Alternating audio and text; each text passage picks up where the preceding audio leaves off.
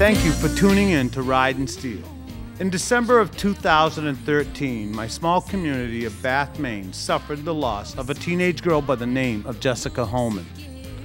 Upon first learning of Jessica's passing, I thought it to be the result of bullying, but other circumstances surrounded her death.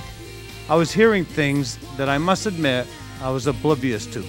Words like cutting were being spoken of, and I didn't know what it was. Cutting is a word used to describe a form of self-harming that many of our young, both male and female, are engaging in. Those who engage in this form of self-harming described very traumatic events to me that occurred in their childhood. I have known Jessica for many years.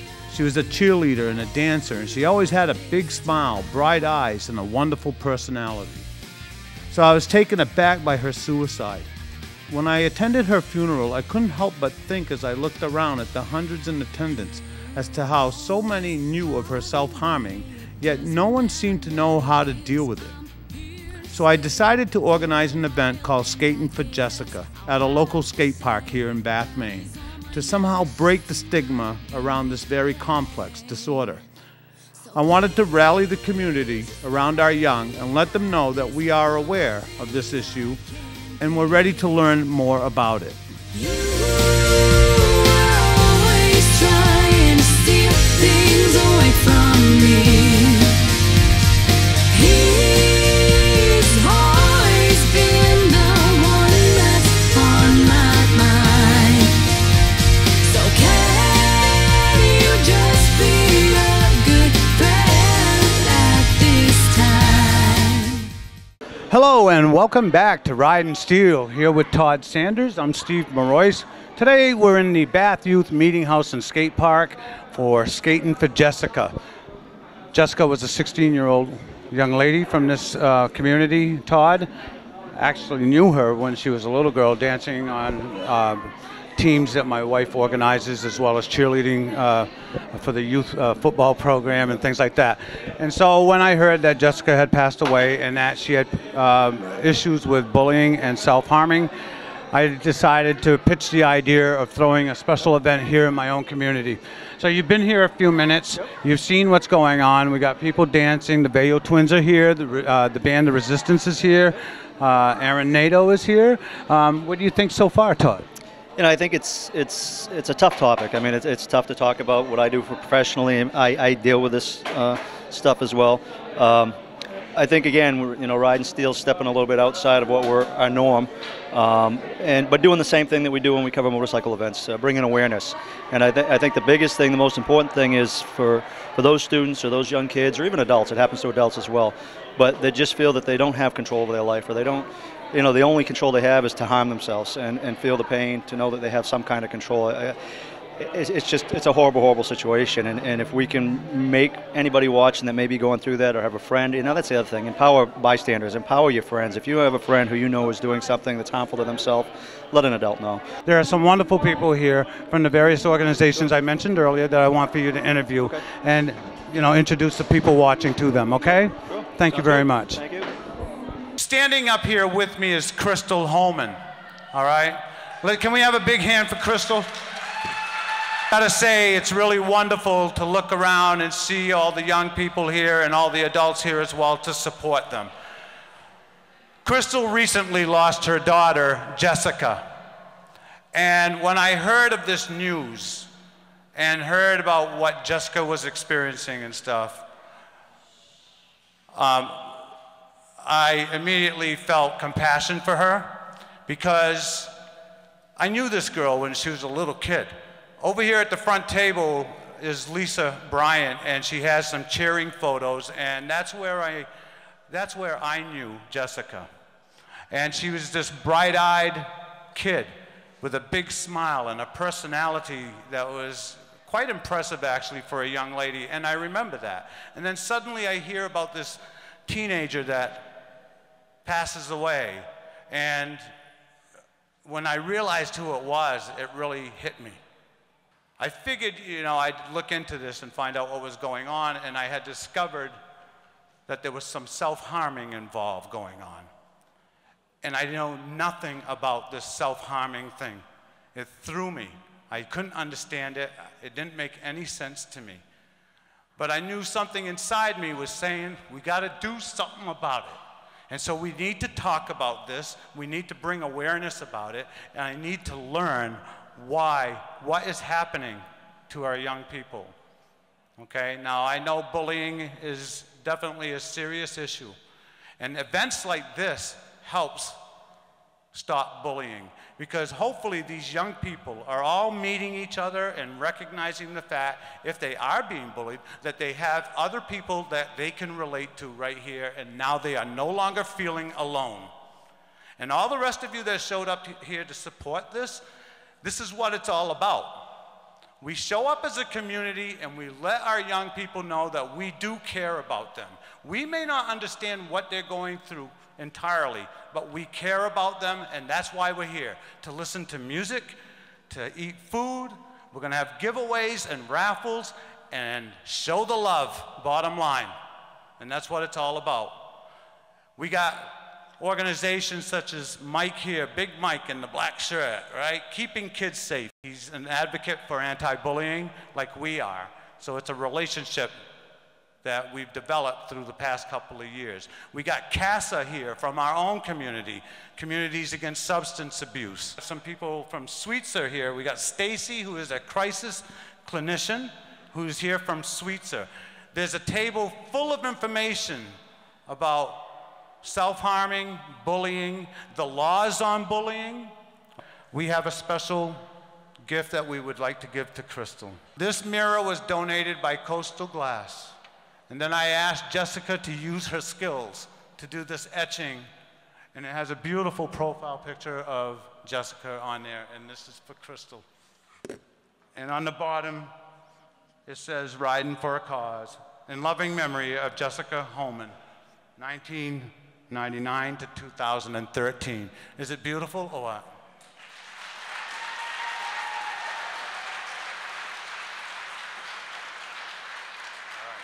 So at this time, I want to call Crystal up here. You ready? Okay. Here's Crystal Holman, folks. Thank you.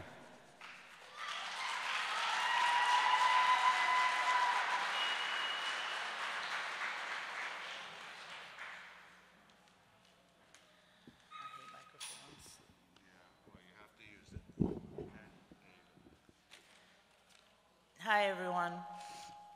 This event was already in the early planning stages at the time of my daughter Jessica's death.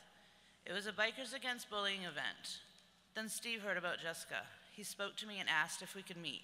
He was hearing a lot about cutting and wanted to know if I would share Jessica's story with him, so I did.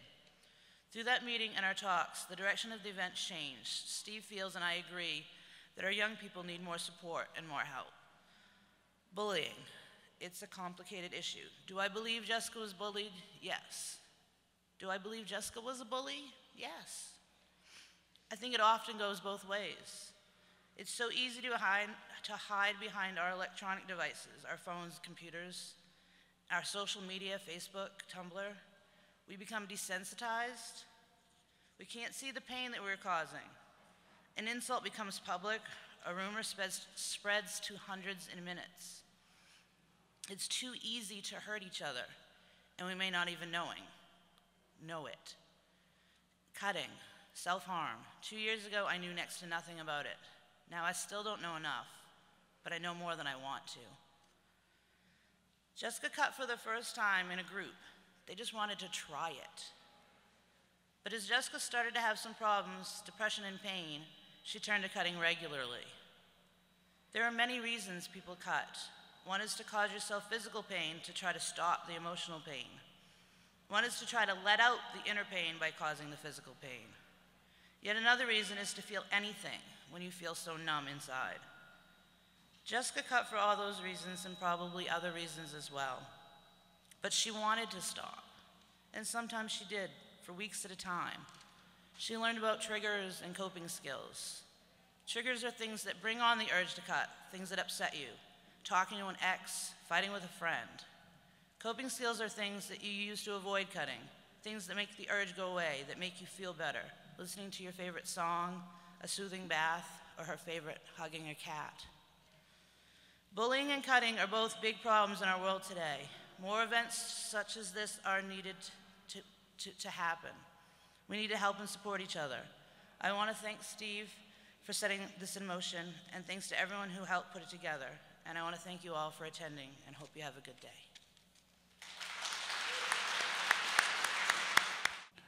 I want to encourage you guys to go to these tables, grab some information, grab important contact information so that when you know of someone that is struggling, you know, with anything, whether it's substance abuse, self-harming, or bullying, you have a direction to go in. Seek professional help. And hopefully, you know, we can start taking more action to put an end to it. I'm Amy, and I met Cheryl through some problems my daughter was having when she was 16, almost 16. She was suicidal, and as a parent had no way, they don't come with instructions, nobody knows what to do or where to go, and a friend said, go see Cheryl Moore, and so I went there thinking, what do I do with my child? What do I do myself? I'm a single parent.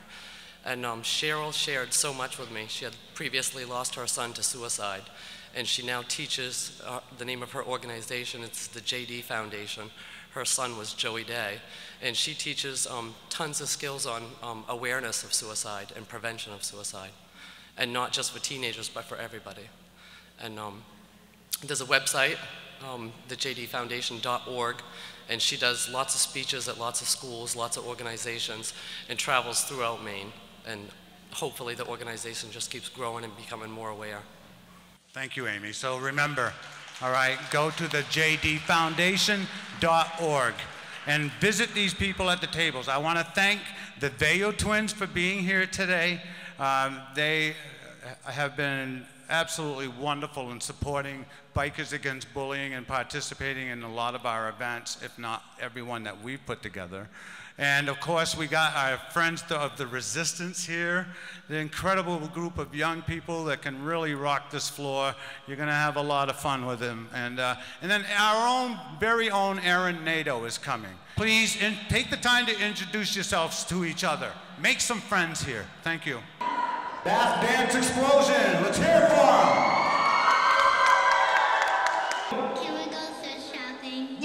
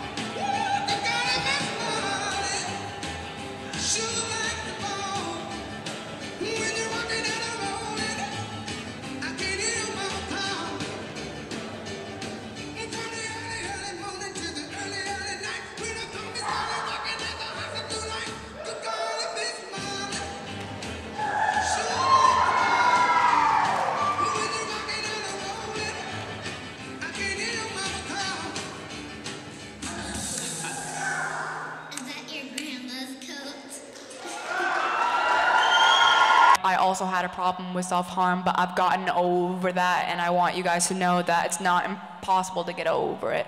you can if you have that willpower. So this is Don't Forgive Me.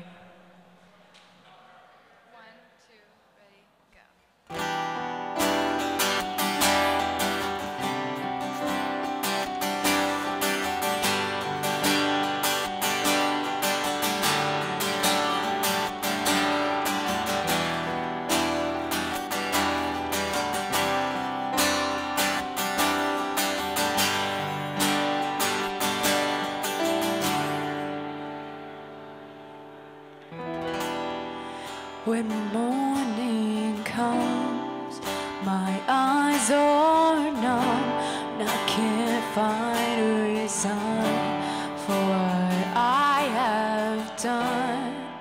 I'm sorry for.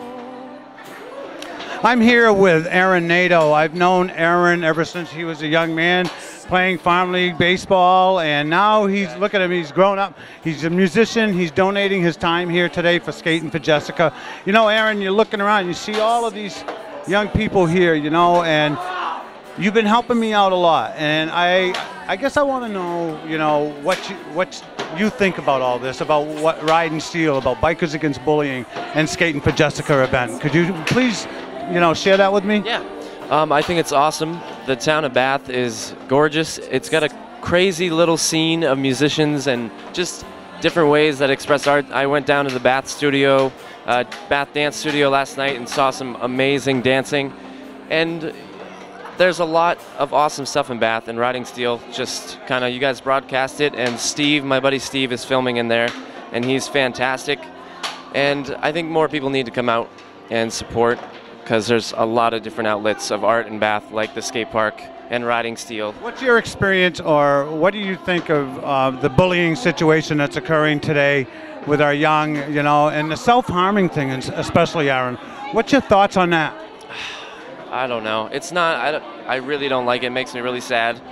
I'm not sure what to do, but I guess all I can do is like come out to stuff like this and learn about it. And there's tables and information and all that stuff. But I wish it would get better. Well, it will, because you're taking part in this, and you're contributing, and you're doing things to create a more positive difference for people. So thank you so much, Aaron, for being here. All right, back to Todd. With me now I have Heidi Tucker and Mike O'Neill, correct? And you guys both represent agencies that are advocacy groups for children or young adults that are maybe suffering with things similar to the stuff that we've been talking about earlier today, correct? Why don't you tell us a little bit about your respective organizations? Sure. I work for a coalition that works out of Midcoast Hospital. Access Health is a Healthy Maine partnership that deals with prevention work in lots of different health aspects of one's life, but my focus is on substance abuse prevention for primarily the middle school teen set, and the coalition is called Communities Against Substance Abuse, and we have a Facebook page. I'm wearing the shirt, Are You Connected? Because Midcoast Parents Connect is our Facebook page, and we try to just give parents resource tools to use to help widen the net and protect kids. So do you work primarily with parents, providing them support, or do you work directly with children? Both. We have parents is our primary focus to get the message out, but we also have an intervention, a free intervention class, a 12-hour class for teens who maybe get in trouble with the law or with a school policy, or that a friend or parent is concerned about, and they can refer that child to our program called 1221, which is 12 hours to change one life, and that's held monthly in Brunswick. It's a free class. Now, what region or what area would you reach out to? I mean, where would people who want information? I'm assuming Brunswick and the surrounding areas, yeah, or it's we serve Saginaw County, Brunswick, and Harpswell. So if anybody wanted any information, obviously they could go to the website that you mentioned. What was that website again? It's midcoastcasa.org is our website. Our Facebook page is called Midcoast Parents Connect, or you can reach us by telephone at 373-6958. And unfortunately, I'm assuming that you may see, I mean, I guess I would ask, have you seen an increase in the number of young people that are choosing substance abuse as a way to cope with other issues? It really varies from year to year, and one weekend event can change everything. So The level has actually stayed fairly constant in the last 2 years, but constant isn't necessarily a good thing. I was gonna say, the fact that we even need an agency such as yours speaks volumes, and like we talk about, we try to educate through every show that we do, so hopefully, someone out there is caught onto something you said, and they'll seek out your support. Exactly, and we have lots of things we can mail to a parent on all different substances, and we're happy to do that. Great. I'm going to turn my back to you for a second, so I apologize. Okay, no worries. Mike, why don't you tell us a little bit about your organization? Well, our organization is called Keeping Kids Safe, and we're a resource for parents and educators to get training education under one umbrella. How would someone, if there was someone out there who wanted to get more information about your organization, how would they go about doing that? We have a website called keepingkidsafe.us. is our website. And what sort of services do you provide, or what sort of educational materials do you provide? We provide a variety of products. We provide a child ID program. We provide Datascape for teenage girls and women, how to get out of a situation that goes bad. We teach Kid Escape for little kids called Grip, Dip, and Spin. It's a technique we teach kids to stay in their first location. We teach cyber safety, and also we teach anti-bullying. And that's a big thing. Obviously, Steve and I were talking about that in the opener. I work in a public school, so I deal with it. I see it. So much of it's that education and just giving the resources to students who may feel like there's no one out there to support them or help them. That is correct, and we are there for them. We teach the kids, during our presentation that when you graduate high school, it's over. We need to educate these kids and tell them that their life really begins at the high school.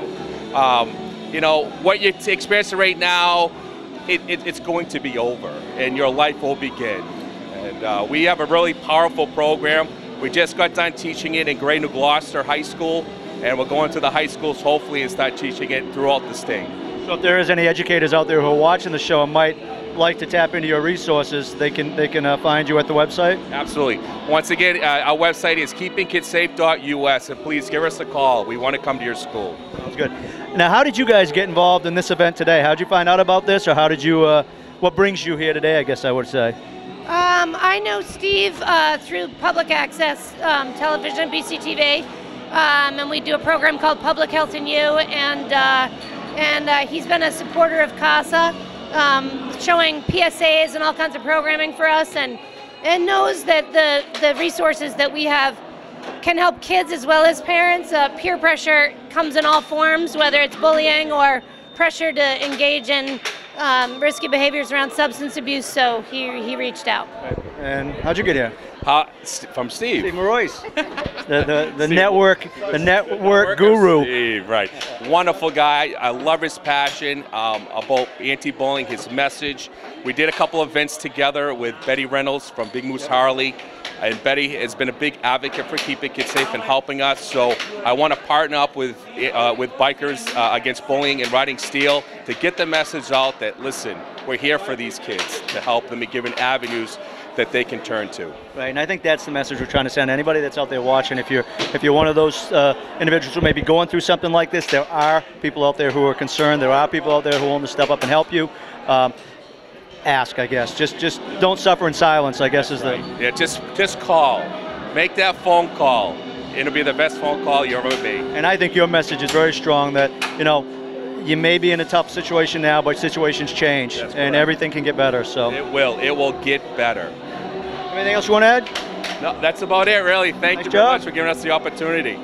Anything for you? Yeah, I do want to just say that starting early with the conversations with your kids and with fellow parents before real concerns emerge is so important, and unfortunately a little bit taboo sometimes, and it shouldn't be that way. Well, I think the thing is having been a parent, or am a parent, it's a topic that parents are not comfortable talking about because it's a sensitive topic. It's a topic that in many cases probably parents feel powerless.